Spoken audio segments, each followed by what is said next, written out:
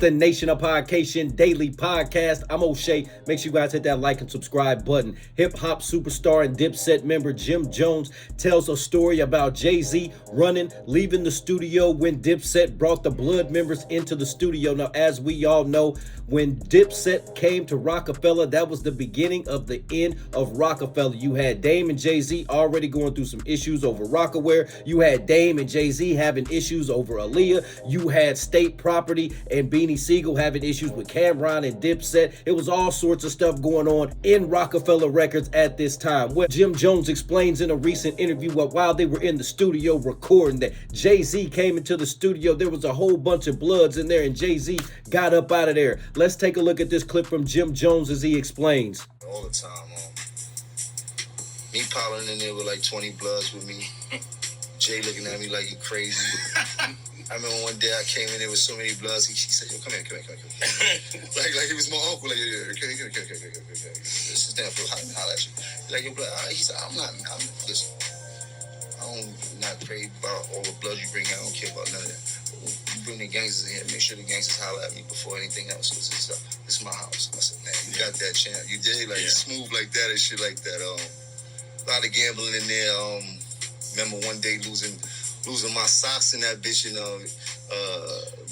Memphis Bleak saved me with he lent me like $6,000 and shit like that I had needed to cover a bet. I lost to Jay. We was playing Guts, and if you know anything about Guts, I had two kings, and I called Guts.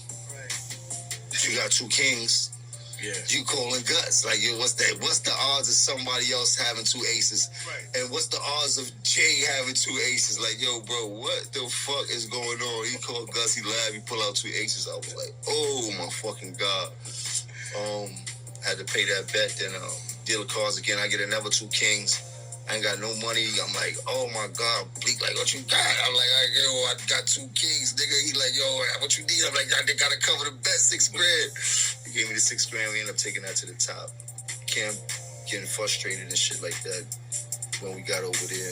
And he's doing his records, and he trying to get this record with Jay naturally because we were artists. So, and then one night we in baseline, and Jay like, yo, you ready? Cam like, ready for what? Like, yo, you ready? You know, like, man, I'm always ready. And that shit just turned into a boxing match. I haven't seen that level of rap excellence inside of a studio ever. Still to this day, the way that they went about doing that shit. All right, Nation, there you have it. You got Jim Jones talking about Jay-Z coming up to him saying, hey, dog, you can't have all these Bloods in the studios, getting up out of the studio, wasn't trying to have it in the studio. And I understand that. Dr. Dre said the same thing. That's why he wanted to leave Death Row Records, because Suge Knight had all those Bloods in there. The Dog Pound had all those Crips in there. You got a whole gang rivalry going on in the studio where he's got to work, try to be creative, and you worried about folks playing dice over there, folks getting robbed over there, folks getting beat up over here, all kind of stuff going on in the studio. So I can respect that from Jay-Z. He's a true artist. He needed that time to focus on his music. So I get that. But at the same time, Jim Jones, you know how the studio gets. You bring your homies, you have a good time, you record your music, you make it like a vibe, you have the chicks in there, you got the weed, you got the liquor, you know how it goes down. Nation, what do you think about Jim Jones' comments on Jay-Z?